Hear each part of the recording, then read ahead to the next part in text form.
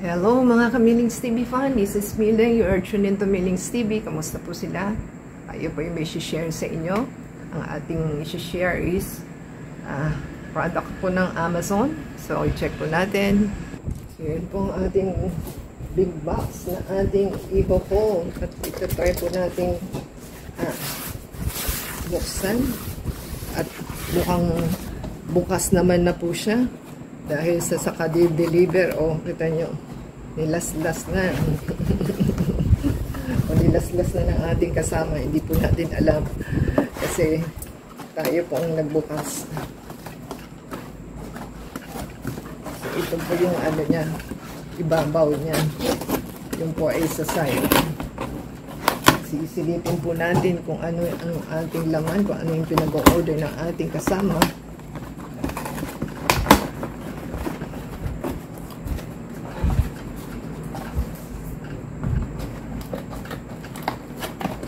Amazon po ito. Ayan.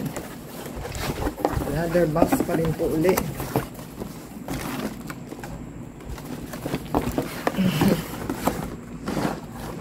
So, ating pong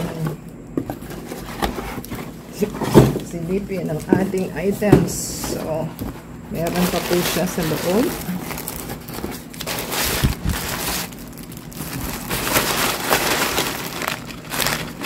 Wala na siguro. Ito po yung items. Ewan ko ba itong ating kasama bili ng bili. Wala akong magawa sa buhay na. So, yung flag po ito. Ito po flag. Ang cost price niya is $16.99. So, yan po ang ating items. Ibaba lang po natin. Dito po ay ating another items na binili ng ating kasama.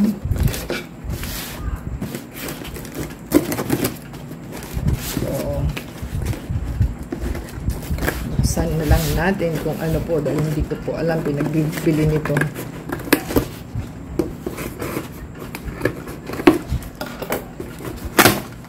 Ayan. Another one na naman po kasi naubos na po yung first one natin eh. So, yan po ang ating breakfast na Quaker Oats. So, may apples and cranberries. Mahilig siya dito. So, apple and cranberries. And meron siyang apples and cinnamon. Apples and cinnamon pa rin to. Ang maganda, hindi siya open. Kasi mga previous po natin, open eh. So, apples and cranberries. Apples and cinnamon. Yun po ang maganda dahil hindi po siya bukas. Honey and almonds.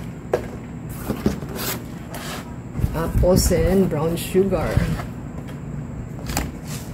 Ito. Honey and almonds.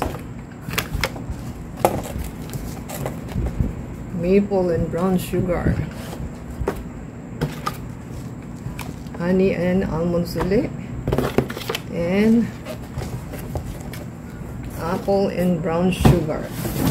So, atin pong i-check kung ilan, tig-ilan, tig-tatlo. Kung tig-tatlo. Yan. So, ganyan po kadami ang ating items. So, 3, 6, 9, 12. So, 12 pieces po ito. At yan po ang ating masarap na kakainin na breakfast. So, okay na po tayo dito. So, kung nagustuhan po nila ang ating items, ito po yung flag.